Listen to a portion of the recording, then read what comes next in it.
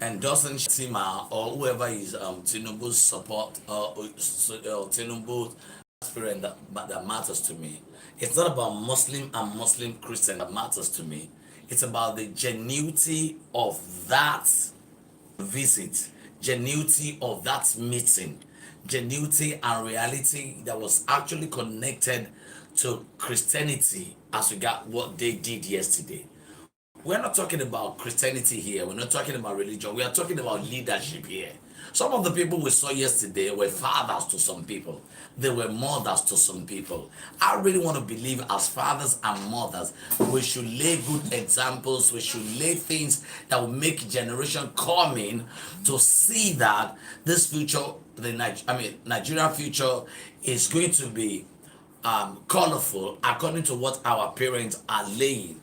But because of what I saw, the first question I asked myself yesterday, where was the CAN president there yesterday? Where was the PFN president yesterday? Then who were they representing? I haven't been part of one of those that predicted or that been predicting someone will become the president, that person will become the president. I am not campaigning for anyone. I'm only praying that the mercy of God should take over this country. But I think it shouldn't be with toggery. It shouldn't be with segregation. It shouldn't be with a life of no love, because God himself is love.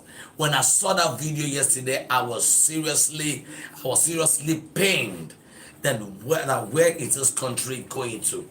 Now we saw so many gown, according to what they will call it, bishop or whatever. Anybody can sew that, and that's why I'm wearing sultana. Listen to me. I'm not saying this because I'm representing Celestial Church. I'm not defending Celestial Church. I am not the head of Celestial Church. I can never be the head of Celestial Church. Celestial Church has our GO. We have our own general overseer. I'm just a shepherd.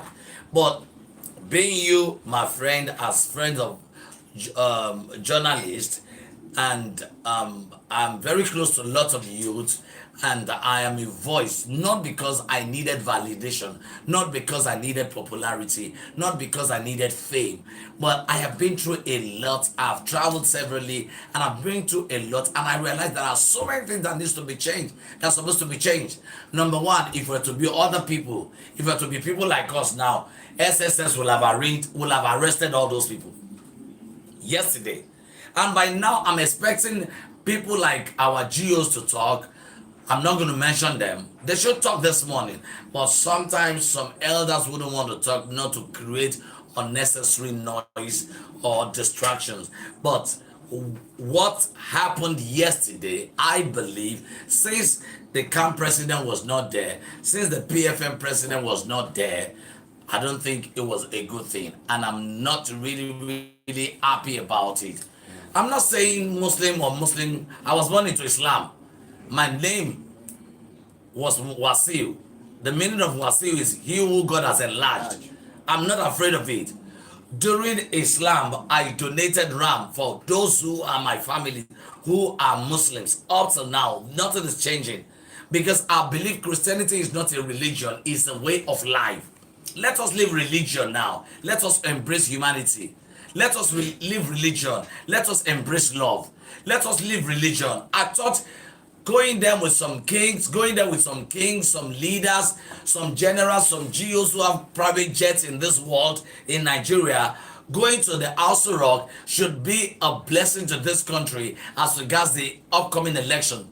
Not some people going there to represent that they validated someone. You cannot represent Nigeria if you are not being ordained to represent Nigeria. And what is CAN for? Christian Association of Nigeria, Pentecostal Fellowship Mission, or whatever they call it. That is what they call PFM. So when those ones are not there, weren't there, who were you representing? Who are you there for? I'm not against TINUBU. I'm not against anybody. Whoever wants to become the president, let the person become president. But I am going to be 50 in some years coming, not too long. I will never keep quiet. Not because I needed money from anybody, not because I needed favor from anybody. Wherever God has put me today is to the glory of God. And that was why I was talking to you this morning. I said, RMs, if you hear any day that I've ever collected money from any politician, write me, bring me, write anything down, write anything to pull me.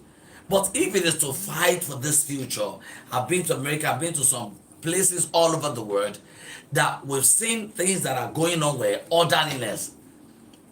When you get to America, get to London, get to any part, no matter who you are, no matter what you have, you will be on the queue. If you want to go for medical checkup, you book an appointment. Orderliness, good road, school, education. Let me take you to the school at the back there. That school has been for 15 years at the back of this place. They are sitting on the floor, no chair, no toilet. And to the glory of God, our church is doing that school now. It does not belong to our church. I don't have any personal business like source of income. I'm a prophet that is being blessed by lots of people, and God, who God has used me for, are blessing me. But I am not after how many cars, how many houses. My perception of life is one day you're going to grow old and you will sleep and you wake no more. As for me, it's a no, no, no. And I'm angry about that. And I think this is the first time I'm just going to talk about it, that we shouldn't allow that to happen. And it must not happen. And it shouldn't happen. I wouldn't know who they went to represent, but I'm not part of them. Okay, man of God, to be candid now, let's turn let's turn it upside down. I mean, to the other round. Like, if probably you have been in a position whereby people of TINUBU called you know, to be part of those that represented Christians yesterday, what could have been your message to probably Shetima and TINUBU and co? I don't want to believe people at TINUBU invited them. Okay. Because there are some people that will invite you, there are some people you will force yourself on. There are some people you just gather yourself. You're my brother now. Yeah. You know me very well. I cannot say I want to come with some of my friends and you drive us. That I came to visit you, that does not mean you have invited us. So I'm not going to believe they were invited by TINUBU or Shetima or anything. And if they were invited by TINUBU or Shetima, they shouldn't say they went to represent Christians. That's all. So tickets, Muslim tickets. What do you feel about it? It's not my business. It's just a way for all Christians to know that we are failed. Pastors has failed. GO has failed. When we were busy buying private jets, we were creating private problems for this country. Check online. How much is it to hang your aircraft, to park your aircraft somewhere? I don't have anything against having aircraft. But there are opportunities. There were opportunities where many GOs ought to have been together. As at the time we were segregating, Celestial must not move with Pentecostal. Pentecostal must not move with Mountain of Fire. This one must not move with one person. Where there is disunity, there cannot be unity. That was where we failed. If we look at when Fela Durotoye contested, if all of us came together, if we were together, maybe Fela Durotoye will have been one of our leaders now. He's got good minds. Number two, when this man, I don't want to mention his name, who happens to be a Christian, who was nominated by GO, if all Christians in Lagos State should be part of that primaries, maybe we'll have won. Number three, we were busy ranting, shouting, doing revival, crusade, building mega churches. We were not building the nation. How will you build people without building nation? People that you are building are the one that will be in charge of the country. Where there is no love among Christianity, where there is disunity, where one church is claiming that its church is the church that will enter heaven. Are you the PA of Almighty God? Where you are busy that one church is better than one church. When you are busy saying Celestial Church is a traditional church, CNS is a church that cannot make heaven, mountain of this is mountain of that. Tell me all those GOs, they have their caucuses, they have different people they are dealing with. Number three, they've not been part of politics from the beginning. If they've been part of politics from the beginning, all this that we are saying wouldn't have happened. We never encourage our members to be part of politics. And politics has got to do with leadership. Yeah. Like you say you want to talk about economy. Economic is a social science who studies my behavior as a relationship between us as classmates, or whichever you call it. But you cannot say you are not studious and you want to be glorious. No love among our leaders, no love among our pastors. Our pastor is the enemy to this pastor. Leader is the enemy to this leader. See how many times you have seen pastors attacking themselves online. We can count how many times you see Muslims attacking themselves. That was the day I said most Christians are the problem of this country. People started waging war against me. I'm fearless. It was because of what I knew that I started saying. Because why are you problems to yourself? You were the one preaching against yourself. You were the one attacking yourself. You were the one waging war against yourselves. You were the one flaunting your wealth. I want to tell you, if you have a private jet, it's not church money. As for me, ask anybody, I have never taught church money. And people that are blessing me, most of them are Muslims. Most of the people that are blessing me are Christian, but I've never been taught a part of church money. Let me give you the example. As you are here now, you are interviewing me. If somebody should come in and bless me, you will not go empty-handed. I can decide I want to bless my sister. I've known her for a very long time. I can decide I want to bless Aram. Aram has been straightforward with me for a very long time. I can decide I want to. Toyin has been my sister. Toyin is my own sister. But this is Toyin. I've never in my life given out 200,000. Why? Because I don't have. When you say anything in this church that is doing well, it is because people are doing it by themselves. So I will not touch church money. I told her, this is my Abu Dominion. I will never touch church money. Whatever I have, I give to you. I am not one of those that will give media money for image laundry, or you write so that you want me to be popular. Nobody can make me to be popular. Let me tell you, you can only make somebody popular when he's alive. When he's dead, you don't need he doesn't need your popularity. His death will announce him. Ikú ló máa announce everybody. O méjì tó máa announce èèyàn, ìjọ kú mọ́ àti ikú. Ọjọ́ ikú ló announce jù. Ẹ̀sọ́ bí dọ́tí tẹ pósítà àjọ kò mọ̀ rí. Ó sì jẹ́ wọ́n tẹ pósítà àjọ kú. Ẹ sọ fún mi ẹni tó kọ́kọ́ gbé yín jọ tẹ délé ayé. Tálẹ̀mọ̀ tó máa gbé yín jọ tẹ bá máa wọlé sùn. Aṣọ tẹ kọ́kọ́ wọ̀ ń jọ tẹ délé ayé ta ló rà. Tálẹ̀mọ̀ tó máa raṣọ jọ tẹ máa wọ̀ tẹ máa kó lé ayé. There are some mysteries we don't understand about life. That's why I take life simple. Maybe you don't know that before I built this office, I've been building this office over 15 years. And I was sleeping in this office. I will pack my load here. I will sleep here. Not begging. I have lots of rich people, lots of great people, but I will never go to them to beg for money because of not trying to want to be a burden to them. One of the things I cherish in the life of Arabs, it will never trouble you. If you give him, it will take.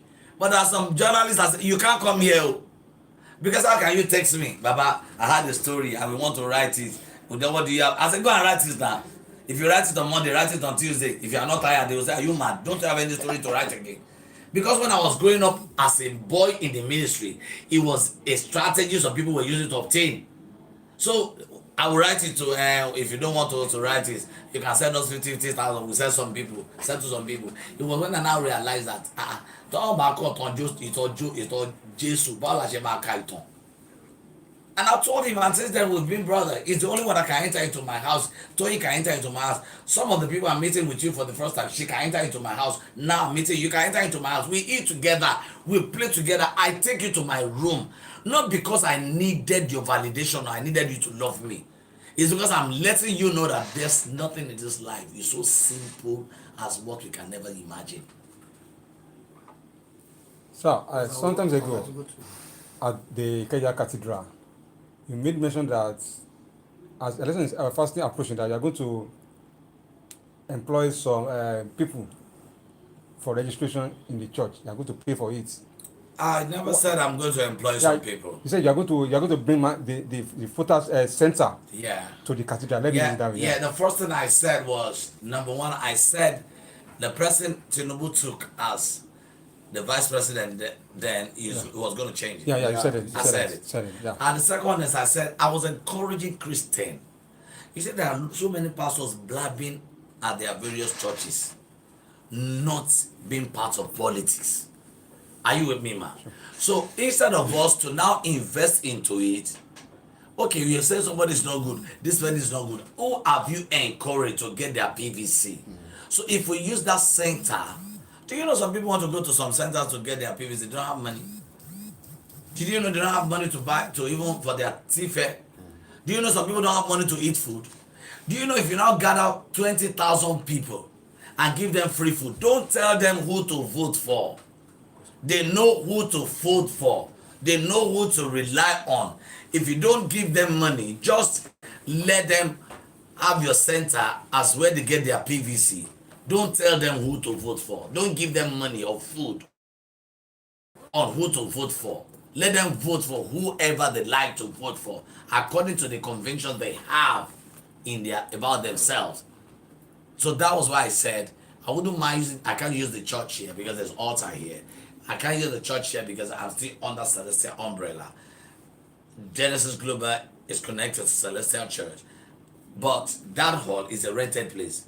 What if some people are complaining that they don't have a place to register and they wish to vote for who they like? I'm not telling them who to vote for. I'm not telling them who they are going to vote for. I just feel like this is the way I could assist. If other ministers of God who have got 10,000 members, 100,000 members, 20,000 members should teach their members how to vote, we will vote some people out and we will vote our needed people in. But I don't know those who are needed and those who don't want. Okay, ká tó tẹ̀síwájú because mo fẹ́ ká ṣe fáwọn tí wọ́n wà káàkiri àgbáyé ní ti èdè tiwantiwa ń bì sà lájú rí ohun tí a fi jókòó sí nílé mi ẹ̀kọ́ tí ẹ̀ ṣe lérè fẹ́ fún wa sà ẹ̀ sọ ní Yorùbá. Lérè fẹ́ ibẹ̀ náà ni wípé wèrè gbọ́dọ̀ di méjì.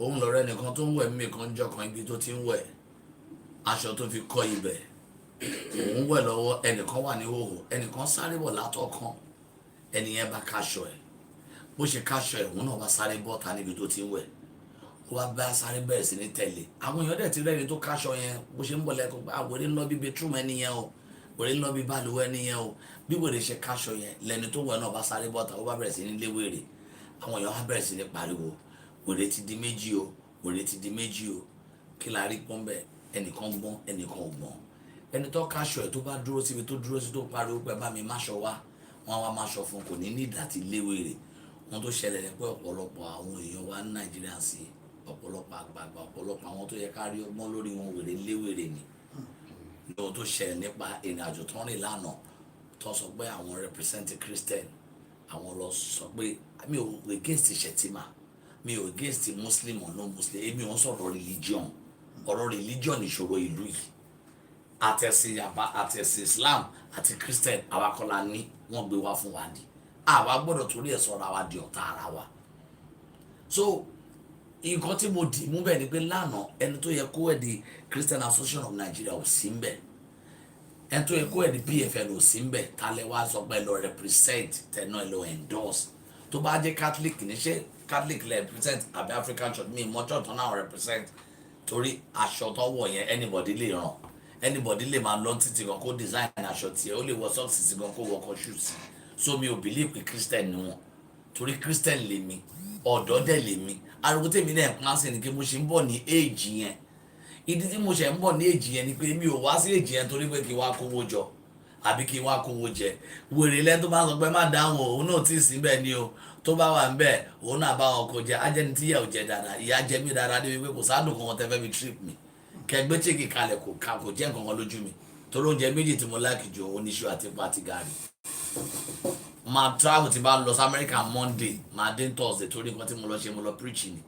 mi ò kò dẹ̀ sí church tí mo ti preach rí tán fún mi lówó tí mo gbà rí kò dẹ̀ sẹ́ni tó máa sọ pé òun gbé mi lọ fún shopping rí lamẹ́ríkà káàkiri àgbáyé. líà kẹ́ni náà jáde ọmọ mi kan ṣe ló gbé mi lọ fún shopping ní Chicago bàtà ẹyọ kan ni mo mú bẹ̀ wálé lórúkọ ẹ̀ ọmọ yẹn wálé December ó fún mi mọ́tò mo ní kí ló fẹ́ fún mi mọ́tò ṣe ó nítorí òun ò rí mọ́tò yẹn ta ló ń ṣe dáàṣì mi mo ní kí ló ṣe tó di dáàṣì mi ó náà ti sọ pé tóun bá ti rí ta kóun tó padà sí Amẹ́ríkà òun á dáàṣì mi mọ́tò 18 million mo ní kí ló fẹ́ fi mọ́tò yẹn ṣe gangan ó náà fẹ́ ta kóun fi help àwọn family òun tó ń lọ sí school lọ́wọ́ àtàwọn family òun ó nítorí òun ò ti rí ta òun rí pé Ọlọ́run ní kóun fún mi Ọlọ́run ní kó fún mi o jẹ́ ń bẹ́ẹ̀ gbàdúrà sí tó bá rí ta wàá fi help àwọn family ẹ̀ èmi ò lè máa gun àyàn mọ́ àwọn èèyàn lójú kan tó bá fún mi mọ́tò yẹn nísìnyí àti máa gbó 3 years ago rè wálé ń wò mí all over the world ó wà níbi tí mo wà ń sẹ Amẹ́ríkà bí tẹ̀tí kó la Amẹ́ríkà ọmọ church mi ló padà fẹ́ ọmọ mi gangan lọmọ tó padà fẹ́ tí bá gba mọ́tò yẹn jọ kìíní àná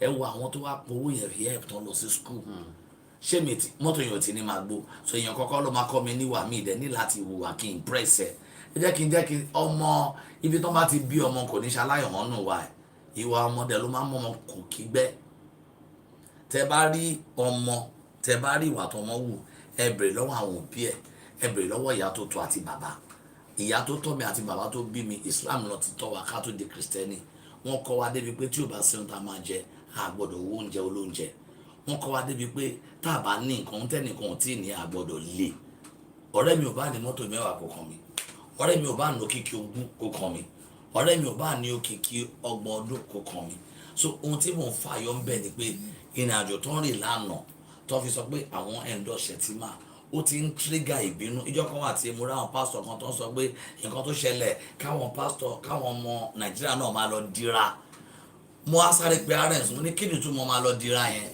ìdíra yẹn lómi lè bèèrè interpret ẹ̀ just like bọ́ ọmọ kan ṣe sọ wípé òun ní àwọn ọ̀rẹ́ 1 million ó ní bọ́ ṣe twist ẹ̀ mọ́ lọ́wọ́ ẹni tó bá lábíamọ ò ní wá kọ́ ọmọ ọlọ́mọ wálẹ̀ ọ̀tọ̀ ní nǹkan tọ́mọ yẹn sọ ọ̀tọ̀ ní nǹkan táyé yí mọ́ lọ́wọ́ sí tí o bá tètè fọgbọ́n ṣe ó lè dogun fún un kí ni ẹ bẹ̀rẹ̀ sí ní kírètì ọ̀tá fọmọ lọ́mọ mi ò sọ̀rọ̀ nípa ẹ̀ bóyá torí mo ní ìdòwò lọ́wọ́ ẹ̀ ọmọ máa ń jókòó mo máa ń ronú ara mi torí kò ń ṣe mi ò nídìí ọ̀rẹ́ púpọ̀ láti dìde tó bá ti lọ́rẹ́ púpọ̀ wà níṣòro púpọ̀ tó bá ti sọ pé o fẹ́ kó ẹbí mọ́ra jù wà padà jẹ̀bi lọ́wọ́ ẹbí tó bá ní o fẹ́ tẹ́bí lọ́rùn wà padà kán lọ́rùn lọ́wọ́ ẹbí tó bá ní o fẹ́ pinnu tó lè ṣe fún yàn ẹni tó pinnu fún tó jẹ́ nǹkan kan á padà sọ ẹ̀dá láì jẹ́ nǹkan kan. So what I am saying in that note is kẹ́ni kankan máa lọ sọ pé àwọn represent Christianity àwọn endorse ẹnì kankan àwọn endorse Muslim or Muslim Christian ẹ jẹ́ kí n sọ pé tọ́lọ́ máa sọ pé Muslim àti Muslim ló máa dì í tá a máa ní rọrùn ẹ jẹ́ má jẹ́ ká fogun ṣe tọ́ máa ní kẹ́yìn lọ dira tí pásítọ̀ church ti ń bá di pé kò sẹ́sẹ̀ mẹ́ pé kẹ́ defend ara yín ṣẹ́yìn ní AK-47 lọ́wọ́ èmi rẹ̀ máa sọ pé pásítọ̀ ní tọ́ bá yín AK-47 wọ́n tí ò bá ràn ẹ̀ kò ṣe pásítọ̀ AK yẹn ò súnmọ́ ẹ dáadáa ni àbọ̀ ọjì látọ̀run ni mi wàá lè sọ tó ń mìn bá ìdíra bóyá kéèyàn wọ suit ṣàbí kò sí nǹkan tó kì í yí Nàìjíríà tẹ́ bá padà béèrè ọ́ lè ní àwọn sọ pé bóyá kéèyàn wọ suit pé kò síbi tí Jésù ti ní kéèyàn má dira pọ̀ mú sọ́jọ́ ẹ̀ pé ká má sọ àwọn ọ̀rọ̀ tó máa trigger ọ̀tá tó máa trigger ogun tó ráwà la máa forí ko private jet wo ló fẹ́ gbẹ̀yìn fò tẹ́ bá fẹ́ lọ ọmọ mi kankan ò sí ní ìlú òyìnbó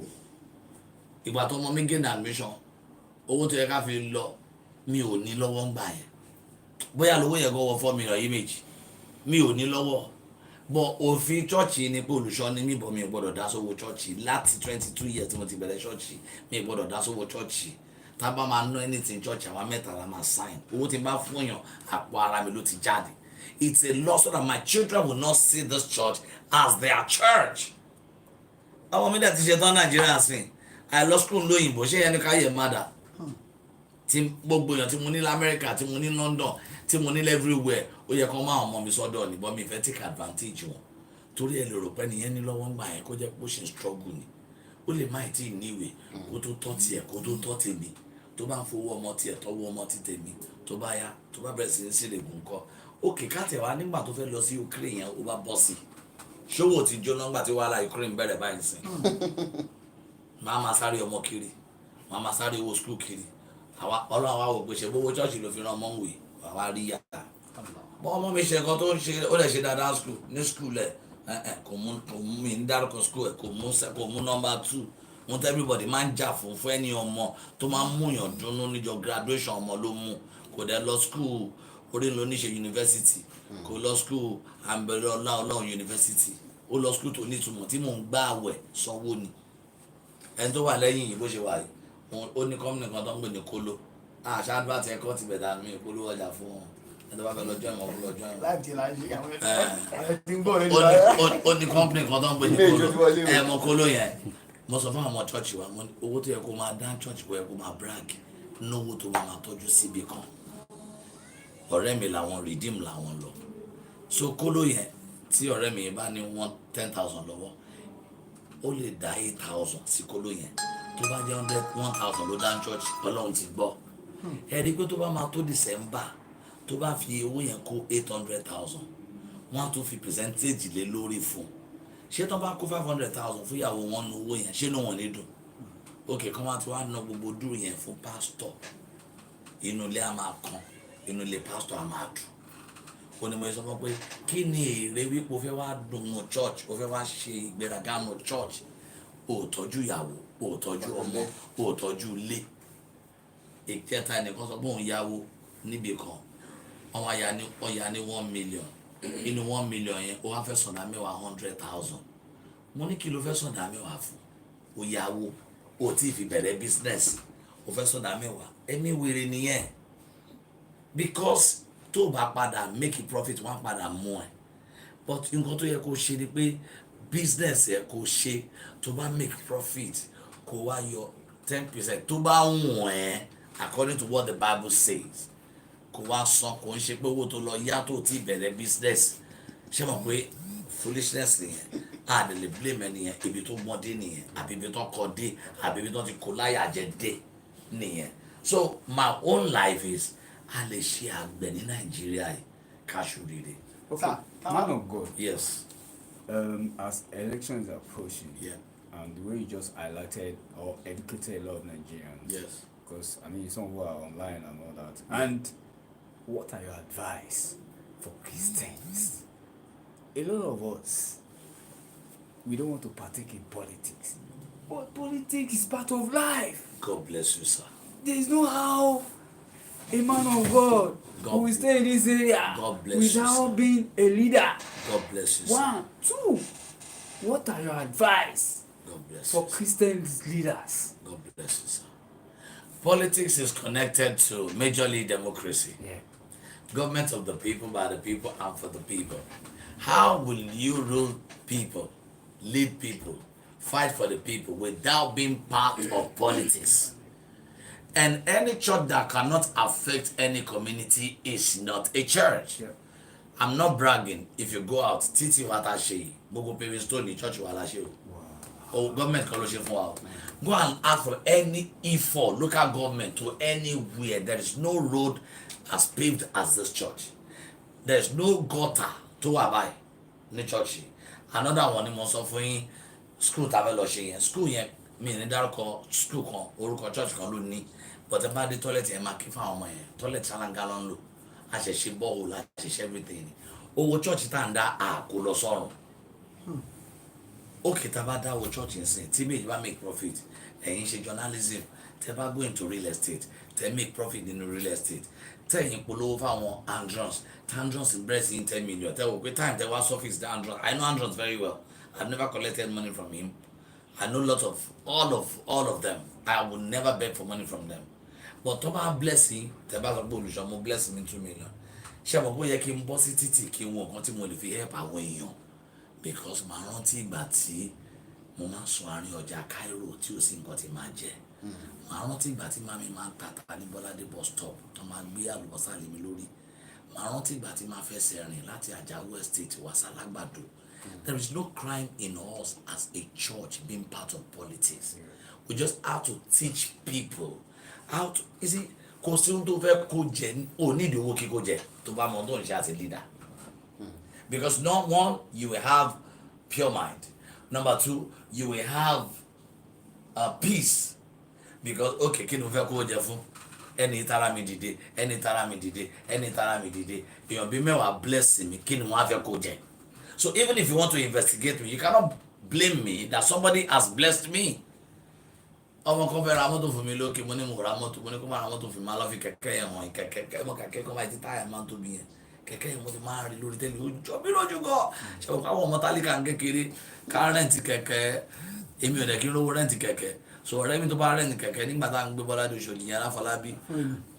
Ó yá fún mi gùn. Ó yá fún mi gùn. Ṣé rí àwọn tó fógun yẹn, àwọn tó máa gun kẹ̀kẹ́ tó ní kẹ̀kẹ́ lọ, tó máa dé nínà yẹn, ẹ̀mí àwa fẹ́ bọ́.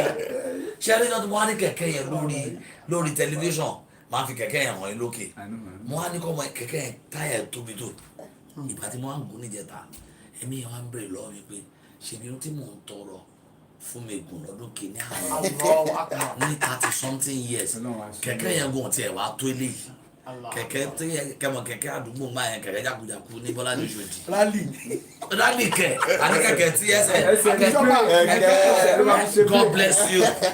So ó ní kó máa sọ fáwọn èèyàn pé má kánjú má sáré eléré ẹni bá gòkè má lépa àti jábọ́ abanijẹ́ kì í tẹ́gbẹ́ ẹni tí inú ẹ̀ bá ń dùnnú ìgbà oníkálukú ọ̀tọ̀ọ̀tọ̀ everybody ló ní season tiẹ̀ anybody tó ń gbénu yàrá kan sí ó ṣe máa padà ní palace ẹni tó dẹ̀ bí palace náà inú yàrá kan ló máa sùn ó súnlé ó ralẹ̀ ìjọ tó bá máa sìn inú ilẹ̀ ló máa sìn kò sí bó ṣe lè dálẹ̀ tó wọ̀n ní sẹ́ńsì ojú ọ̀run inú ilẹ̀ ló máa sìn sí bẹ́ẹ̀ ẹja bá náà wọ̀n ní fi omi ṣe omi lè dágbé ṣùgbọ́n tí ẹja bá ti náà wọ̀n ní fi omi ṣe ẹja ò lè dágbé so as adult time mo wá wò kẹ̀kẹ́ yẹn bí mo ṣe ń gun everybody wà pé kẹ̀kẹ́ ló ń dunnú mi báyìí bọ́n wọn mọ̀ pé ẹ̀wọ̀ èjì flashback sá ẹ̀wọ̀ èjì yẹn mo wá dẹni téèyàn lè mi ò fẹ́ sọ yìí tí kẹ̀kẹ́ ẹ jẹ́ fún yín o mo wá mọ yìí téèyàn lè dídì pé dada is that what you like you don't want me to buy you a car ẹ̀mí ẹ̀dẹ̀ ni mọ́tò ju méjì lọ kí ni mo fẹ́ tó ṣe tí bá ti pé mẹ́ta àbí mẹ́rin máa ní láti fún yàn kan because mọ́tò márùn problem ló máa jẹ́ náà márùn problem máa jẹ́ number one car park number two ìṣòro nú ẹbí number three àwọn tó yẹ kó fún tó fún wàá dọ̀tá wọn number four yìí tó bá fún wọn bẹ̀ ó lè jẹ́ ìtẹ́ǹjì ẹ̀gbọ́n ò dáa ni wọ́n dẹ̀ fún wọn náà ni awádìpọ̀ tó fún ní mọ́tò ìwọ ló tó máa rẹ́ńjì tó bá jẹ́ aṣọ tẹ̀ wọ̀ yìí mo wọṣọ kan ní upper Sunday ní church wa ní Ṣẹ̀rí ọmọ tó wá ránṣọ fún mi ọmọ yẹn wá ń ké inú ẹ̀ wá ń dùn pé mo wọṣọ ọ̀hún mo ní kí ló dé tí inú ẹ̀ fi ń dùn pé mo wọṣọ ọ̀hún ó ní daddy do you know I told you the money I used 3,000 to sew the clothes 3,000 naira mo ní what is wrong with cloth of 3,000 naira ó ní wọn ò believe pé mo lè wọ̀ ó ní tágbára òun dẹ̀ ká ó ní òun dájọ́ tẹ́lọ̀ lòun òun dájọ́ kó òun tó lòun wá pé òun bóun ṣe mọ ṣọ́ràn yìí kí bàbá ikú wọṣọ tó ń bá wọ̀ 3,000 naira kí ló fi kàn mí ìwọ tó wọṣọ 20 million yìí ò ní máa wọjọba ọ̀run ìwọ ṣe wọṣọ 5 million yìí ò ní kó máa wọjọba ọ̀run as a matter of fact òun fọṣọ 5 million nínú omi àyànmẹ́yàn kan ló fọ yẹn tó dáṣọ yẹn máa gbé àìmọye èèyàn dìde òun ló ṣe fọ́ọ̀nì sámi láwọn industry kan táwọn kan sick táwọn kan kú táwọn kan sick tó dẹ̀ jẹ́ níbi tó ti ń sick yẹn làwọn kan ti ń ṣàjọyọ̀ mi ò ní wọn ràn wọn lọ́wọ́ tó mi ò ní wọn ṣèrànlọ́wọ́ tó ṣùgbọ́n jẹ́ ká máa rántí àti sùn. So, Professor, in light mood, all over the world, what made you stand out among the other? I'm not flattering you. Please, I'm saying the truth as appeal to me. What makes you stand out among your peers? I mean, the other pastor and prophet is your ability to use words. Words. You know those words. Yeah, because how do you come? How do you acquire that? Kò sí ẹ̀kọ́ tó kọ́yàn nílé ẹ̀kọ́. There is no university that is stronger than University of Life. This is what I'm saying. Tí n bá kiri ọjà ní Bọ́ládé bus stop báwo mo ṣe fẹ́ fi sọ̀tàn. Tí n bá gbé ọ̀tà kí n máa ṣiṣẹ́ ní Sonar Breweries láti Casual tí n máa fẹsẹ̀ rìn láti Sonar Brewery dé ọ̀tà débi kan tó ń pè lójúde lọ́tà báwo ni mi ò ṣe ní máa jókòó tí àwọn tó ń tata nígbà tí ìyá mi ti tata rí lóríta mẹ́ta lọ́tà tí mi wá fi ní sá fáwọn tó máa fi ta mí lọ́fà lọ́tà tí mi dẹ̀ ti mọ̀ pé ọfà ọ̀tá lè bá àyàn téèyàn lè fi kú tí n bá wá rìn bọ̀ láti ọ̀tà yẹn èmi ò kí mò ń boost energy mi rìn torí pé kò ń ṣe gbogbo ẹ̀ lèèyàn máa fi ṣe exercise àyànmọ́ lè fún yàn lẹ́ exercise ìṣòro lè fún yàn lẹ́ exercise kò dẹ̀ ń ṣe gbogbo ohun tó korò ló ń pààyàn lẹ́kún àti ohun tó dùn àti ohun tó korò kò sí tí ó lè pààyàn lẹ́kún bẹ́ẹ̀ bí nǹkan bá korò jù lẹ́nu ẹkún lè wá bí nǹkan yanu téèyàn expect tó bá happen sí yàn tán dédé fún yàn mọ́tò àbòdìdì ilé àbòdìdì àṣeyọrí èèyàn lè bú sẹ́kún kò wá sí ohun tó lè tí ó mú ẹkún dání ní other side tí ó mú ẹ̀rín dání òun Ọlọ́run fi ṣe ohun tó ga ó ṣe ohun tó kúrú ó ṣe ohun tó sanra ó ṣe ohun tó tínrín tí n bá ti torí pé mo dúdú tí n bá ń bóra àìnítẹ́lọ́rùn nínú Ọlọ́run náà ni ṣẹ́nu tó wá mú mi fáyìn láàárọ̀ yẹn kò ní sí tí ò ṣe ní mọ́ta mi ké lálẹ́ torí tọ́nà torí ẹ̀ dá mi tó fi dá mi dúdú yẹn nígbà tí scream yẹn ò bá ní ṣiṣẹ́ mọ́ tára bá ti wá ṣá èèyàn á padà dẹ̀tẹ̀ ó dàbẹ́ nìkan tó wá béèrè lọ́wọ́ mi pé ẹ̀sà àdúrà ọ̀lẹ́ máa bá wa gbà mo ní kí ló ṣe yín ó lọ yá diamond lọ pàtí onípàtí ó rẹ̀ǹtì diamond Yaba àwọn ọmọ lè má já diamond ó yá diamond 150 ẹ máa gbọ́ngbà tí mi ṣe wòlíì wèrè tí mi rẹ̀ ní táìmì fáwọn oníranù nígbà tó dá diamond ní pàtì ó yá ní 150 aṣọ ti máa ya bẹ́ẹ̀ tó bá fẹ́ lọ pàtì ilé so ọ̀pọ̀lọpọ̀ ti ronú ara wọn kú torí ọ̀rẹ́ ni tó ń wo diamond tó bá ti ń wo ayé aláyé ò ní ríran àyànmọ́ tiẹ̀ tó bá ti ń sáré aláré kò ní sígbà tó ní kán lẹ́sẹ̀ tiẹ̀ tó bá ti ń gun téèyàn fẹ́ gùn kó sígbà tá yóò ní gùn ẹ̀bí ẹ̀ṣin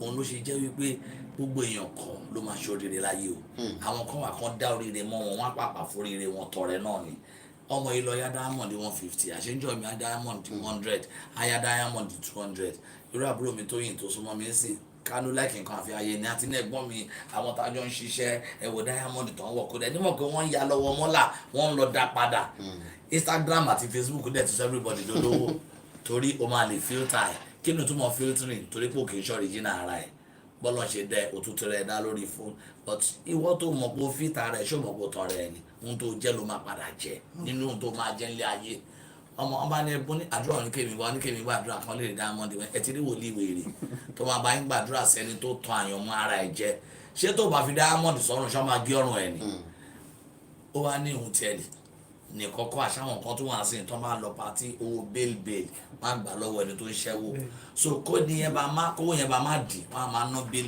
yẹn fi léèrè àbí fún ọ̀rẹ́ wọn so tó máa ṣe tó máa wá dá padà ẹni tó lówó àgbà 5,000 lórí owó yẹn torí pé kò já owó yẹn ẹ dúró ta là ń tàn bó o mọ̀ pé òun tán rẹ̀ báwọn tó ń tán mọ̀ pé òun tán wọn ìwọ tó ń tán rẹ̀ o mọ̀ pé òun tán rẹ̀ so mi ò lè sọ pé mo stand out mi tẹ̀ tí ì jẹ́ nǹkan kan mi tí because èèyàn ò lè sọ pé stand out o ní láti stand out kó tó wà outstanding and tó bá dẹ̀ fẹ́ stand out o máa ní láti kúrò láàrin crowd you don't ní ronú báwọn tó kù ṣe ń ronú ní ṣeré báwọn tó kù ṣe ń ṣeré èmi ò mọ pretend tẹ bá ṣe nǹkan tí ò dáa fún mi sí máa bá yín kódà ẹ wò mí ọmọ mi ṣe tán school sí ó ṣe ṣe tán university mo dẹ̀ sọ fún ọmọ mo ní ọmọ kan tó máa fi ṣe tán school mi ò ní wá wù ẹ o ohun tó lè mú mi wá wù ẹ ni tó bá gbé rìsọ́ọ̀tì báyìí jáde ṣé èèyàn dàbí bàbá burúkú ẹnìkan wá bèrè pé but as a responsible father you have to be checking your son in school mo ní dáàdi mi ò kọ́ mi bẹ́ẹ̀ dáàdi mi ò fi property lẹ̀ fún mi but ó fi ọgbọ́n ìmọ̀ àti òye lẹ̀ sínú mi mi ò lọ́wọ́ ọmọ mi school ṣe bẹ́ẹ̀ lẹ́ máa ìyàwó yín lè bẹ̀rẹ̀ sí ní bá yín jà pé ẹ lọ́wọ́ ọmọ school ẹ̀yin àti ìyàwó yín lẹ́jọ́ rán yín nígbà tó ọmọ mi wá fẹ́ ṣe graduation sí tó wá ní tó fi yan gan máa wá lọ bẹ̀ torí mi fẹ́ kó rí rẹ̀ bí ọmọ Genesis kó bá má dé Revelation tó lọ́pọ̀lọpọ̀ ọmọ ló ti rí rẹ̀ bí ọmọ Genesis tí ò ní padà dé Revelation àyẹ̀mọ́ okay outstanding ten sọ nípa ẹ̀ náà sí ìyá wọn fi tọ́ mi ìyá mo fi dàgbà mo ti ṣe conductor mo ti sọ àárín ọjà so anybody tó bá wá bí tó wá sọ pé mo ṣọ́nà fún orí mo charge òun ní 20,000 àbí 30,000 wo ṣẹ́ kó jáde wá nọ́mbà 1 tó bá jáde wá tó bá ní proof máa fún ní times 10 owó tó béèrè yẹn nọ́mbà 2 tó bá nù fẹ́ fi mi dá lára kò fi mi dá lára torí mo bí lèpo gbọ́dọ̀ sunkún lọ lèpo lè kó sunkún jáde kò ṣe kí mo ti ní gbogbo ohun tí mo fẹ́ ní tán ṣé kí n má tàn yín ẹ kò jẹ́ journalist ni ẹ lè máa lọ́sìn kí n lówó pọ̀ lọ́wọ́ mi o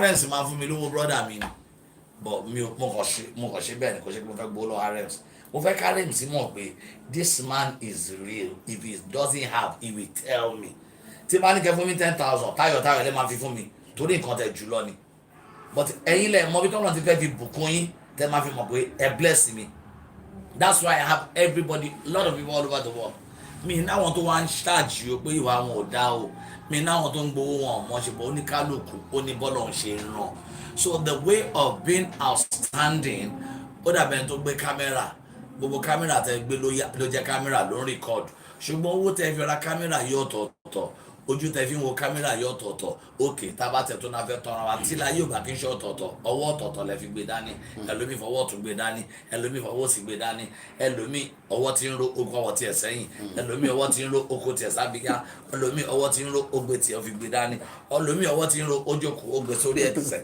ṣùgbọ́n ẹ̀ṣẹ̀ ń rìkọ́ọ̀dù lọ ni bí ọ̀rọ̀ ilé ayé ṣe rí nìyẹn ẹni tó bá wá yẹ kó jókòó tí ò bá yẹ kó jókòó tó mọ̀ kẹsẹ̀ dẹ̀ ti ń nù tóun ti lásídẹ̀ǹtì kọjá tí gbogbo ẹsẹ̀ ti nù tó bá wà lórí ìdúró a kàn máa ránjú ni ẹ wá máa wọ kí ló ń ṣe ó lè lulẹ̀ ó lè nu ọ́fíìsì pásítọ̀ kan lọ́ba ti bà so everything about life is the picture you have about your destiny ṣé kí n má tọ̀ yín gbogbo èèyàn kan ló máa ní mọ́tò mẹ́wàá tó máa fi kó láyé gbogbo èèyàn kan ló máa lọ́kọ ẹ fẹ́ gbọ́ ọ̀rọ̀ tó fọ́nì jù gbogbo èèyàn kan ló máa bímọ torí tó bá jẹ́ gbogbo èèyàn ló máa bímọ àwọn kan ò ní ṣẹ́ oyún bíi 15 kán dẹ̀ ṣe padà bímọ káwọn kan dẹ̀ má ṣẹ́yún kankan rí kán dẹ̀ má bì ok nítorí wọn ṣàlàyé fún àwọn tí ò tí ì bímọ ẹni pé àwọn kan bímọ ó nílé motherless baby nǹkan tí mo wà in charge ẹ lọ síbẹ̀ ìjámidò ẹ bèrè lọ wá ní my name is so Ògúndípẹ̀ sọ́ọ̀nì mi ni wọ́n jẹ́ and they over 200 mo wá fọ̀rọ̀ yọ̀ kan máa ń jọ́ tọ́lọ́run bá mi sọ ọlọ́run ní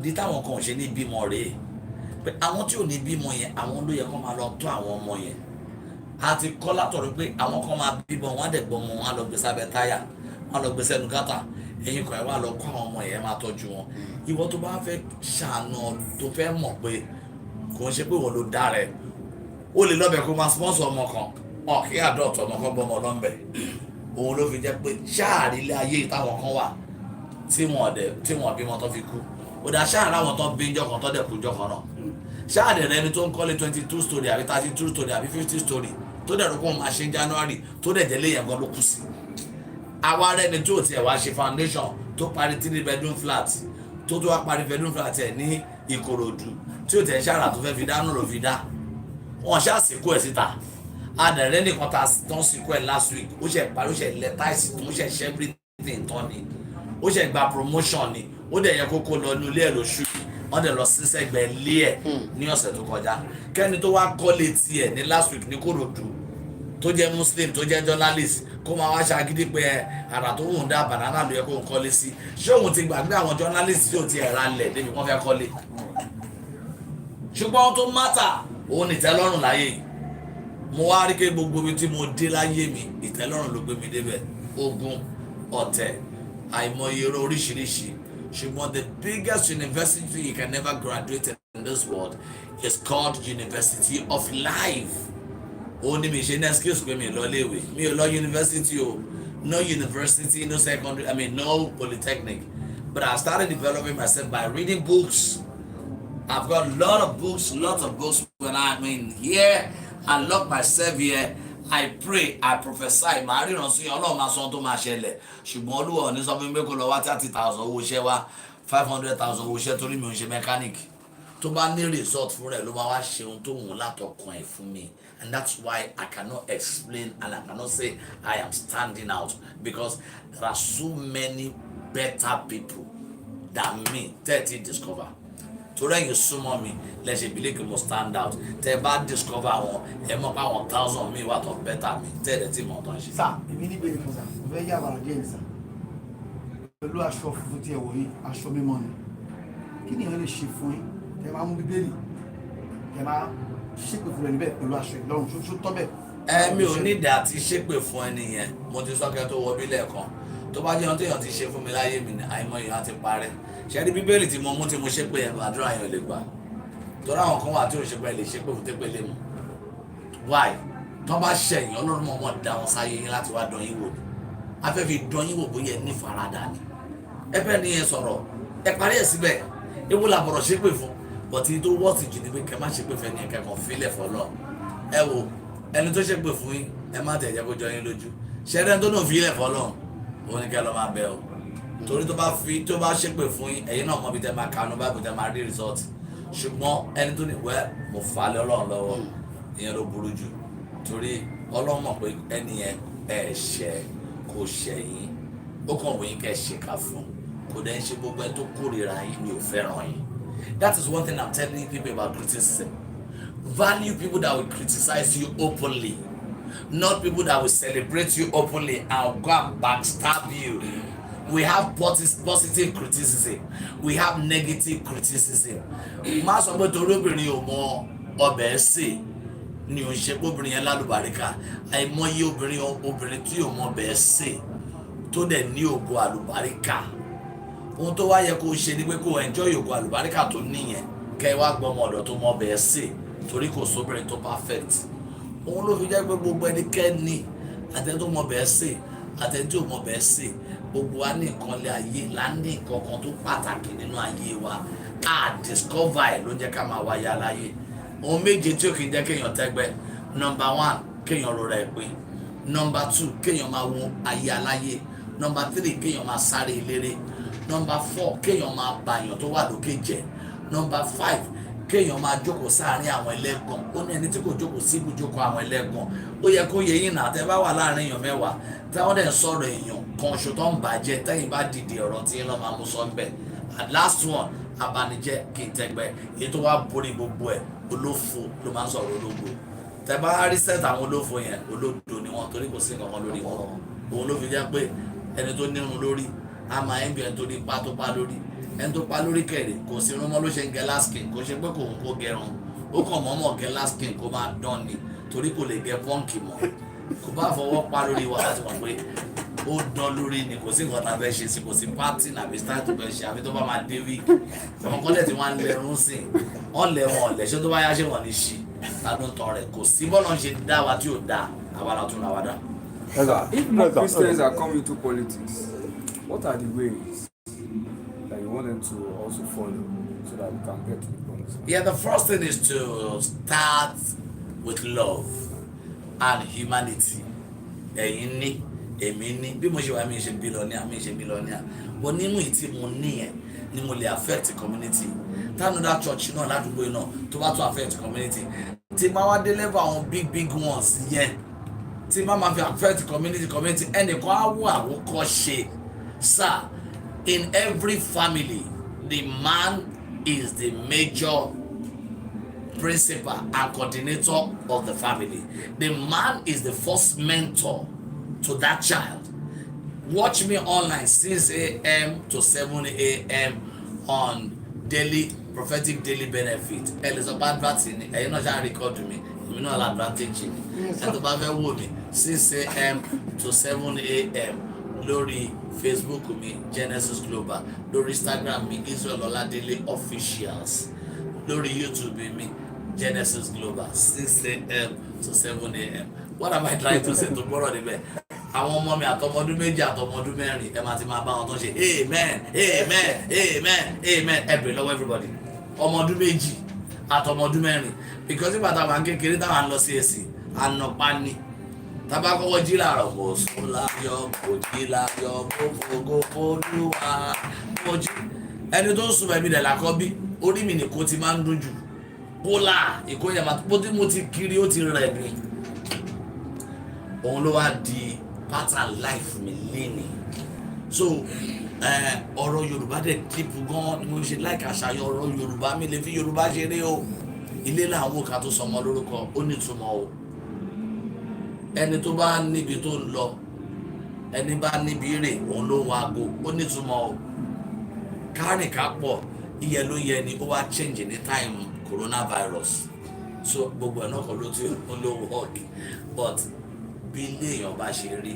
ìgbà tí àbúrò mi fẹ́ ṣe ìyàwó mo ní wá má ṣe ìyàwó elérò torí kò ń ṣe gbogbo ẹni tó ṣe ìyàwó elérò ló padà rẹ́rìn ayọ̀ lórí ìyàwó elérò tó ṣe dandan ni kérò 5,000 wá síbi wedding ẹ̀ ni tó bá jẹ́ èèyàn bíi 50 tó nítumọ̀ ayé èèyàn lè dútumọ̀ èèyàn 5,000 tó máa níwọ̀n fún lóúnjẹ ẹlòmí àtúndé oúnjẹ lọlé ẹlòmí àtúndé ẹran lọlé àti àwọn ẹ̀kọ́ díẹ̀ kọ́ nínú tá a sọ látàárọ̀ nínú kéèyàn máa yá bàtà lò ó yá bàtà oníbàtà ṣọmọ bóyá ti gégùn fún ike gbogbo ẹni bàbá pín bàtà wò ní ṣeré láyé ó yá aṣọ aláṣọ wọ̀ ó ọlọ́pàá tí ó dẹ̀ ti làágùn sí kí ló dé tí ohun tó ní tí ò tẹ́ ẹ lọ́rùn ó yá ṣe ìdúníṣe wọn jí ń pati kó bẹ̀rẹ̀ sí ní sákiri ṣèbí gbèsè ìtìjú tó fẹ́ rí yẹn ló wá padà rí ó fẹ́ ṣe pati ó lọ jẹ gbèsè ṣe pati àwọn tó náwó tó ń ṣe pati tán ṣọmọ wa dákú padà má tó bá lọ.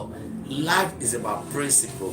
I have the Bible, it's a word manual láti ka ohun tó ti ṣẹlẹ̀ sẹ́yìn láti kọ́ wa ní ohun tá a tún máa follow, but apart from religion, apart from Christian, apart from being a Muslim, humanity goes a long way. ẹ lè má lọ church kẹ́ má lọ Muslim kẹ́ ẹ dẹ̀ má dùn àwọn èèyàn nínú kọ́lọ́dẹ̀ má ti bẹ̀ fún ilé àlùbáríkà torí ẹ lè rọ́ lọ́hùn yẹn sójú ṣùgbọ́n ta ló máa tara yín sọ pé ìyá tó dẹ̀ jẹun ìyá ẹni báyìí ló jẹ́ kí ìyá jẹun wọ́n sọ kọ́jọ́ ọjọ́ kan church mo ní tó bá ń bọ̀ church tó dẹ̀ ti pledge pé o fẹ́ fún church ní 50,000 ó wá bọ́lẹ̀ ó wá rárá lé ẹ tó wá ń disgrace ẹ níwájú ta tó dẹ̀ jẹ́ torí 50,000 wọ́n ṣe faṣọ ya mọ́ lọ́rùn ṣòro tó fẹ́ wá dá church yẹn mo wo yẹn fún ẹni wá bèrè pé bọ̀tọ̀ ọlọ́run lòún promise mo ní àṣẹ ìdòwò sọ lọ́run ẹni tó fún yẹn ó ti fi dá láṣọ àṣírí bá wà náà àwọn ará àdúgbò àwọn òpin church wo ni wọ́n lọ owó tó yẹ kó dá church o ti fi help èèyàn. Number 2, ẹni tó dáṣọ yẹn kò ní gbàgbé láéláé. Number 3, inú Ọlọ́run gan tún máa dùn sí ẹ yàtọ̀ sí pé kò mú wá church kó wá rí pé ojú ẹ lójú ayé ẹ lọmọ ara ilé ẹ àbẹ́bí àbí Christian àbí Muslim ṣe ṣẹlẹ́yà. But the problem of Christianity is ọ̀tá. Even church táwọn àgọ́ àwa yìí ọ̀tá tó lè ṣàlàyé bó ṣe gòkè, ọ̀tá tó lè ṣàlàyé tó là kọjá, ọ̀tá tó lè ṣàlàyé tó rí. Ẹnìkan wá sí títí bí ìjọ kọ́kọ́ páàkì sí títí ni o. Ó ní is it true you are the one? Street ló ń gbé o, kò ń ṣe member church yìí o. Ó ní ìgbà tó àbẹ̀rẹ̀ títí wọ́n gbé sẹ̀lẹ̀ ṣe máa ṣe títí sẹ̀lẹ̀ á ṣe paving stone. Oníṣẹ́ mo ṣe pé ẹ bá ṣiṣẹ́ àwọn èèyàn bless mi ní mo lè dárúkọ gbogbo wọn. Tó ń ṣàánú mi. Mo wà bí ìnáwó kan, ọmọ mi kan ṣe birthday, Kẹ́mi Kóredé. Mo kàn jókòó báyìí tèmi ni torí ọmọ dáadáa sí mi láti kékeré ló ti dàgbà sí mi lọ́wọ́. Ó dẹ̀ nítorí mo jẹ́ pastor kí n má lọ bí ìnáwó ọmọ mi àbí ẹbí mi Àbújá làjà ṣe bí Wàsíù lèmi táwọn òbí tèmi bá nítorí mi ṣe wà tèmi jẹ́ Wàsíù kémi má jẹ́ pastor ṣé má di ohun tí mo dì lédi. Mo dẹ̀ jókòó ibi tí mo jókòó síbi ní dárúkọ àwọn olówó yẹn èmi ìyàwó mi ọ̀rẹ́ ìyàwó mi àbúrò ọmọ sí mi àti ìyàwó ọmọ mi owó tó ń ná sí wa lórí ìjókòó mi rò wọ́n lọ́nà fún Kẹ́mi lórí Kóredé bail báyìí wọ́n kàn pariwo pásítọ̀ tiwa rè sẹ́ pásítọ̀ tiwa rè ṣẹ́fẹ́ gbọ́ ìkọ̀kan ní wọn ti dé church yẹn. Ẹ má béèrè fún iṣẹ́, ẹ má sọ pé ẹ fẹ́ mọṣẹ́ yín ṣe, ẹ béèrè fáànú. Ẹ má béèrè fún kìkì, ẹ béèrè fáànú. Ẹ má ṣe gbéraga torí ẹ mọ̀ bí táànú ti máa gbéyàn dìde. Ibi tágbára ti gbéyàn dìde àánú lè yẹpẹrẹ èèyàn. Ibi tálágbára dẹ̀ ti lo agbára lórí ẹ̀dá àánú lè nu ìtìjú kúrò lára èèyàn. Àánú laṣọ tí télọ̀ kì í fọwọ́ rán. Àánú laṣọ tí lọ́ndra tí ẹni tó ń ṣe lọ́ndrì ò kì í lọ. Àánú laṣọ tó tọwọ́ Ọlọ́run wá lọ́ fi pé ní aṣọ tí ó ju gbogbo ayé lọ tó lè bòyàn. Táṣọ àánú bá bòyàn aṣọ àṣírí bòyàn. Ẹ ra lẹ̀ ẹ ń sáré pé fẹ́ kọ́lé ẹ ń sọ design lẹ́yìn ṣé mọ̀ pé táànú bá dé ohun tẹ́ fẹ́ kọ́ àánú á change ẹ. Ẹ lè fẹ́ kọ́ 3 bedroom flat ẹnìkan dẹ̀ ni mo dẹ̀ ní block wọn become 5,000 blocks 2,000 cement mo dẹ̀ fẹ́ kó Nàìjíríà ẹ wá kó ẹ lọ fi kọ́lé mo lè fún yín ní testimony over 50 bẹ́ẹ̀ tó dẹ̀ ṣẹlẹ̀ sí yàn ni mo fi sọ wípé àánú the currency of heaven. So what makes me stand out is the creativity, my experience, some of the things I've seen in life, some of the enmity, some of the things I've discovered through betrayal, through people who came to my life as a guest, who came to my life to break me, who came to my life to make me, and who came to my life to add value to me. We can never stop learning. Sakato bekato kasenle èmi ní kò tí me bèrè sa. Ma ava pe tó nsọ. Sa báwo ni bí yé kan. Gbogbo tó ṣẹlẹ̀ ni ṣé wòlíì kan rí sí màmá nígbà tó wà nínú nàbí kí ni nǹkan tí báwo ni bẹ̀rẹ̀ pẹ̀pẹ̀. Tó fi rí báyìí lẹ́nu. Wòlíì ò tiẹ̀ rí nǹkan. Àti ẹ̀wà àwọn àfáà ló wà níbi kó wọn mi. Wọ́n dẹ̀ farun mi ni. Nǹkan tẹ́lẹ̀ ń gbọ́ nìyẹn. Bọ̀ mo ṣàmọ̀ pé abí mi sínú ìyà. Abí mi sínú ìṣẹ́. Wọ́n pẹ̀lú ẹni 34B Brown Street lóṣòdì. Kò sọ̀rọ̀ tí máa sọ téèyàn nílé wádìí. Wọ́n pe máa kan bẹ̀ ilé olówó Brown. Máa yẹn nìkan lórí tẹlifíṣàn lè wá gbà yẹn. Ìyá rẹ̀ làwọn ti máa wo tẹlifíṣàn. Bára àwọn nǹkan tí ó padà já sí ìtàn náà ni ṣọ́ọ̀ṣì olówó Brown yẹn wá sìn. Ẹni tí máa ń jókòó sí yàrá ẹ̀ tá máa wo fíìmù Nàìjí fíìmù Amtamasha Ṣọlé tá máa wo fíìmù Yẹmí My Lover ẹran tí o àwa ò nínú yàrá tiwa o ìyàrá tiẹ̀ làwa ti mú léèní tẹ́ bá wá jọ Sunday máa bá wọn nù sáfíìsì àwọn àti bọ̀dá Yẹmí My Lover tí wàá pàdé nù sáfíìsì ṣé dáàdì mi kò lábúlé. ẹ tẹ́ wo fíìmù ẹ̀ àti tẹ́ wò.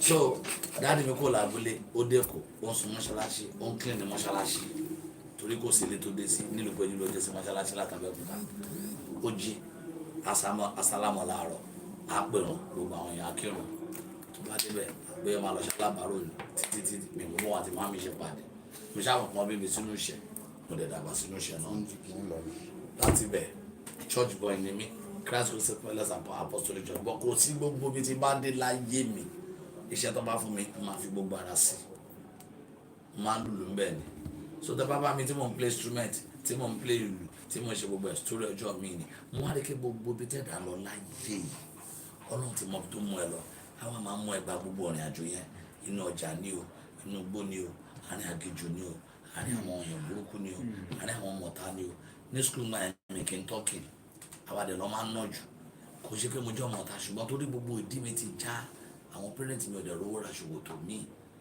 ò sọ kéèyàn lè pìtì mi mo sọ kéèyàn lè mọ̀ wípé àwọn akọ́lá máa decide pé náà bó ti mọ̀ kí n máa of course àmọ̀ ká máa ṣòrí rẹ̀ bá àmọ́ bá ṣe máa débẹ̀ ó sọ fún wa wípé I know the ends from the beginning but I will not show you the middle. He would never show you the middle. But my mom used to tell me, if I stand by God, if I stand and hold on to Him, that is the CGAC. Wow. If I tell me what's a story for another day, episode mini, come away, Tolini. Bí mo ṣe wọ́ sẹ̀lẹ̀ lè kọ́ yẹn tó lé ní mo ti sọ̀rọ̀ about 2 hours ẹ̀wọ̀n náà tí mo fún yín ọmọ ìyá mi tó jẹ́ ọkùnrin kejì òun ló ń ṣe kó bọ́ látàárọ̀ yìí mi ìdẹ́jọ́ yìí kò mọ̀ yẹn hànà why because torí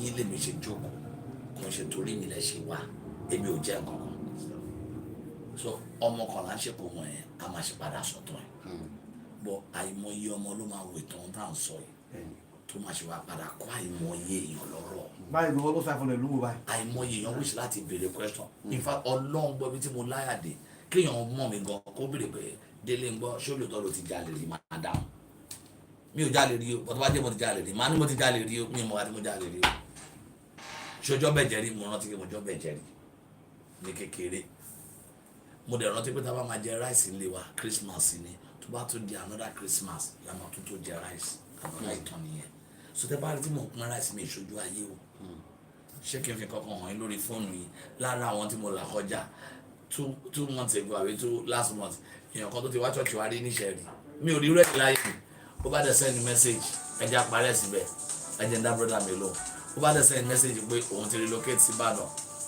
are you listening to me ipò òun ti relocate sí Ìbàdàn pé nǹkan ti down fún àwọn òní kankan mọ́ ipò òun join church wa ní 2018 ike but gbogbo owó tóun dá sí church láti gbogbo 2018-19 yẹn òun fẹ́ gbà padà mo ní kí ló dé ní ìgbà tóun ti lọ Ìbàdàn pé ìyà ń jẹ àwọn òní kankan àwọn ebi ń pa àwọn máa fi hàn lórí fóònù mi kẹ́tọ́ lọ àwọn òní kankan ìyà ń jẹ àwọn ìpè mọ́ mi ò ogún bíbí wọn ti tán èmi dẹ́ ìjọ mi tó máa dé text mi máa send 50k sí 20k èmi ò pé nǹkan ti le fún wọn tó tó yẹn ó bá ní àsìkò òun á ronú títí òun rí pé Ọlọ́run ṣàlùwò sọ fún òun fún lówó yẹn òun dẹ̀ sọ fún òun fún lọ́wọ́ mọ́ òun fẹ́ gbowó òun padà ó dàbí bò wò fíìmù láyé mo ní èlò wa ni gbogbo owó yẹn torí èmi ò mọ̀ pa àkáǹtì wọn kémi sáyìn ó bá ní 228,000 ẹ̀jẹ̀ ní kọ́mú fóònù wa kẹ́ẹ̀rì fúnra yín kẹ́ẹ̀rì ó máa lọ print ẹ̀ jáde ẹ̀ mọ àwọn tó máa ń transfer owó sí church ṣé kí wọ́n máa bá a jiyàn ni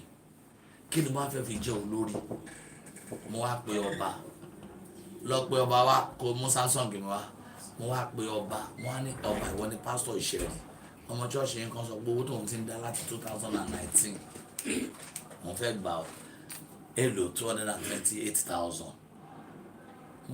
jẹ́jẹ́ la máa sọ pé àwọn tó máa give for church ìwọ ló jáde ẹ̀sà ó tún text mi pé ṣé òun lè rí léni lọ́ba mú Samsung mi wá ókè wà mí ó bá ní oníṣòwò lè rí léni ọba ìwọ ni pásítọ̀ ìṣẹ́rí mo ń sọ̀rọ̀ ọmọ tó náà fẹ́ gbowó padà èlò lówó yẹn wọ́n ṣe pé ó ṣọwọ́ ọjà ọ ká máa mú lẹ́lẹ́ṣẹ̀ ọ èlò ni wọ́n á ní kẹ́ dá padà fún 250,000 àwọn èèyàn kan bẹ̀rẹ̀ sí ní bínú láàrin church yẹn ike that's rubbish ṣèbó náà ló náà fún lówó ṣèbó náà fún Ọlọ́run lówó ni ṣèbó náà fún Ọlọ́run lówó ni ṣó yẹ kó gbà padà ní wọn níbi tá a ti ṣe Ọlọ́run nìyẹn Ọlọ́run tó náà fún lówó Ọlọ́run náà ló fi kọ́ wa lọ́rùn tá a bá sọ pé ó fẹ́ parọ́ ni tí ó bá parọ́ ńkọ́ tá a bá sọ pé kò sínú nira tó bá wà nù nira ńkọ́ kí la fi jó lórí mo náà báyìí lẹ́yìn ṣe ní láàká ọ̀nà ní 600 àbí lẹ́nà ní 400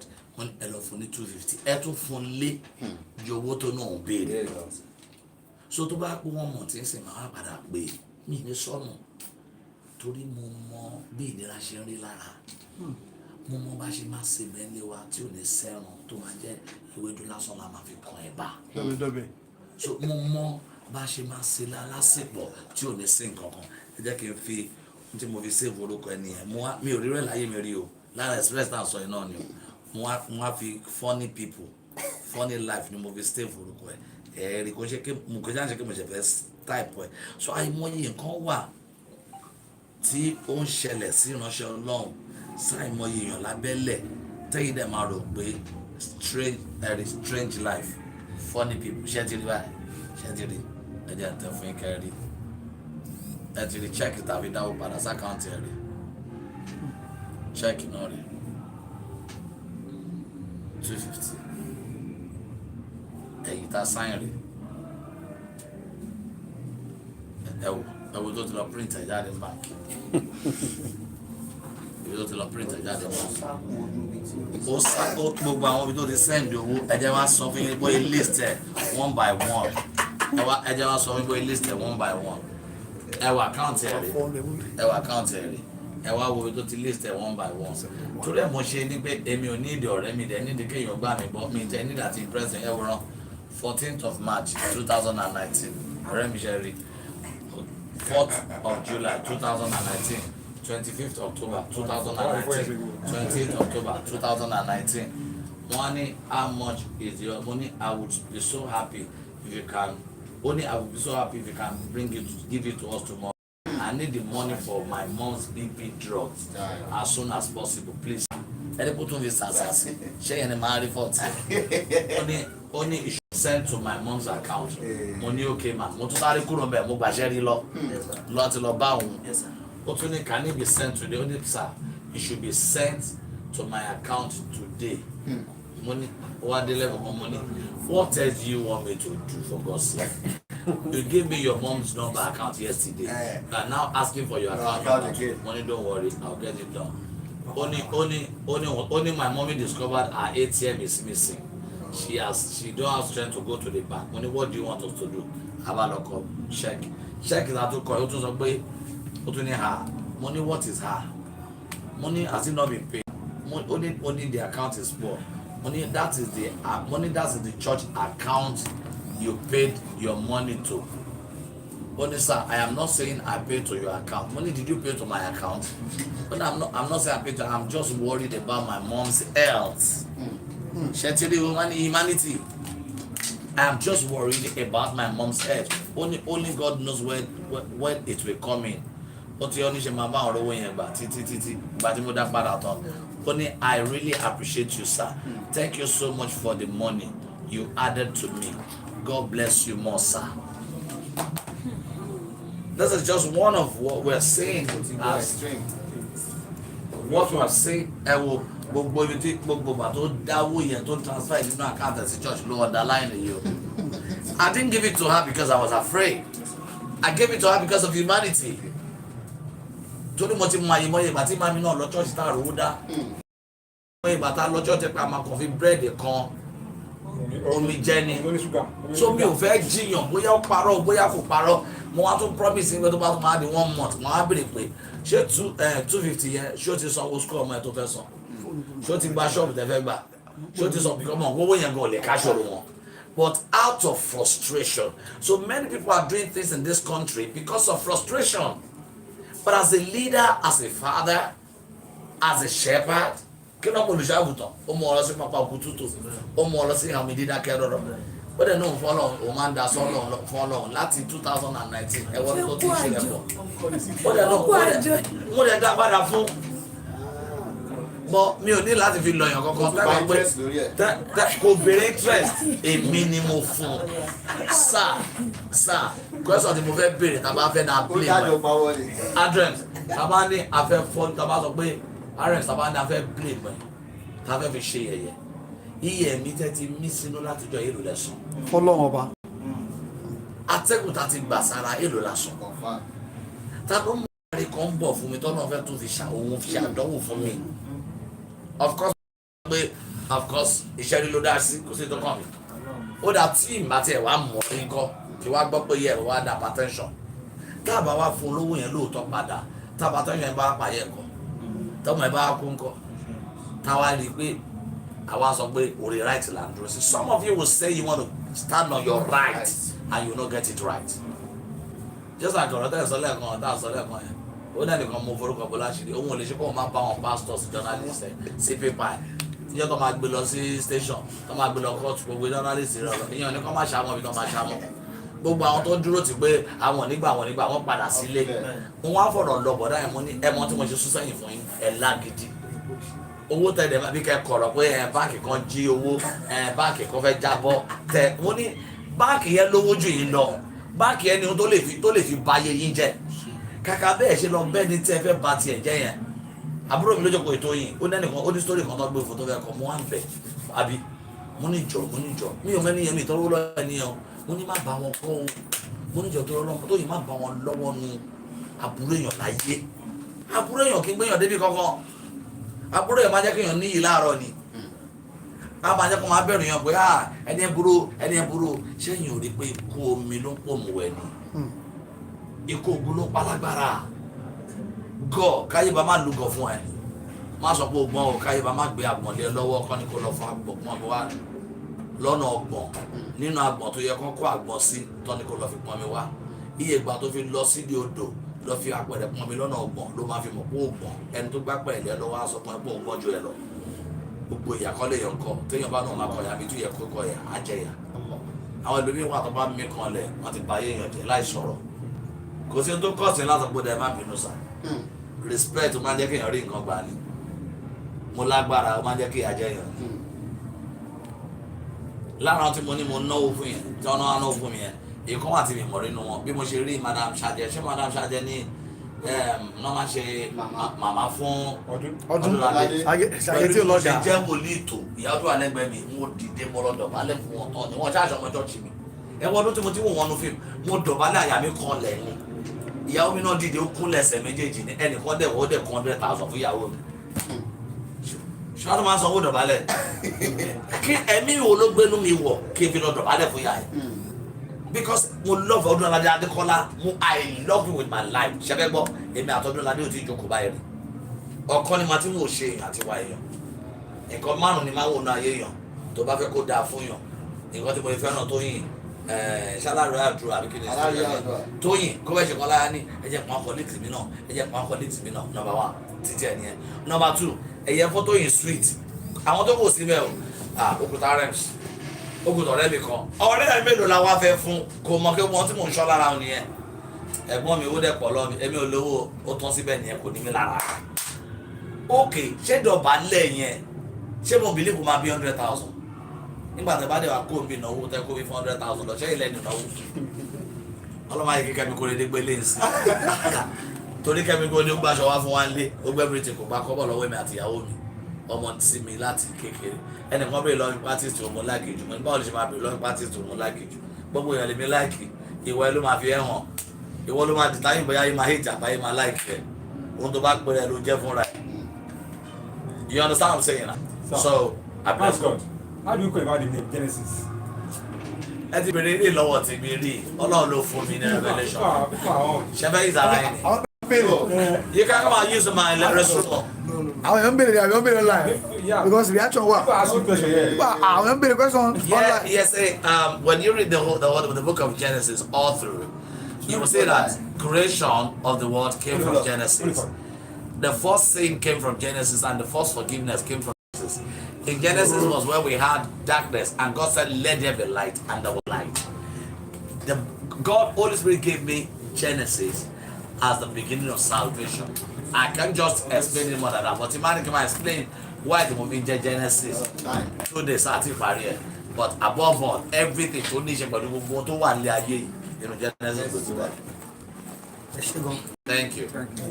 káàkiri ilé tí mo wà adúgbò lọ́wọ́ bàbá wa prophet Dele Genesis fún àfàǹtọ́ fún ayé ẹ̀ṣẹ́ gan. adúpẹ́tẹ́ yín náà wò wá o ojú tẹ fi ń wò wá kò ní fọ́ o ẹ jẹ́ n gbàdúrà fún yín ẹ̀ ní tẹ́nítì ká o ayé ò ní fa yín láṣọ ògbóyà o ọwọ́ oríṣiríṣi ló wà ọwọ́ tó ń gbọ́n oore dànù ọwọ́ tó ń já oore bọ́ ọwọ́ tó ń sọ ní dolófo ọwọ́ tó ń sọ ní dológo ọwọ́ tó ń rí ògo èèyàn mọ́lẹ̀ láàyè ọwọ́ kọ́wọ́ ò ní kan wọ̀nyí tí n bá ní agbára òmíì tí mo fi kún Ọlọ́run kádùrá mi má gbà mọ́ tí n bá wọjú àbí mo ṣòwò kádùrá mi má gbà mọ́ ṣùgbọ́n tó bá jẹ́ orúkọ Olúwa ni mo gbàgbọ́ mo ń ná sí ayé yín gbogbo ìbùkún tó wà nù Bíbélì kò ṣẹ̀wọ̀n yín lára tí ọjọ́ bá yọ ìrọ̀rùn ló fi yọ tílẹ̀ bá ṣú ìrọ̀rùn ló fi ṣú tílẹ̀ bá tẹ̀fẹ́ ṣú pẹ̀lú ọwọ́ agbára ara máa ń sán ni ara kéde ń sán kílẹ̀ máa ń títì gbogbo bí tẹ́ bá dé ẹ máa relevant wherever you are in your life you will be relevant ẹ̀yin abiyamọ ẹ̀ ni mo sáré ọmọ ẹ̀ wá ní ṣèkà lórí ẹ jẹ́ fún yín last prayer àti fẹ́ fún yín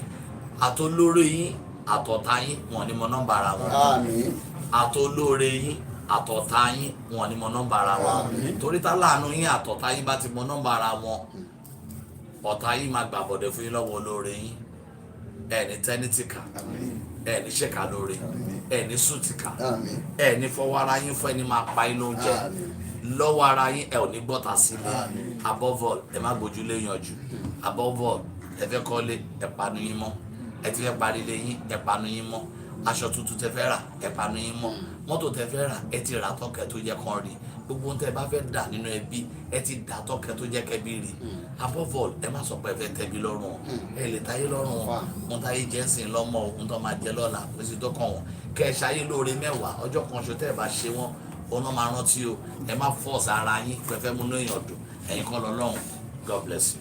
Thank you so much. Thank you. ẹ̀yin ẹ̀wọ̀n tí ẹ̀ ń wá káàkiri àgbáyé a tún máa kàn sí láìpẹ́ ẹ̀ ṣe àdúgbẹ́ ó dàbọ̀. tó yẹ ní fọ́tò àbúrò mi ní àkí fọ́tò.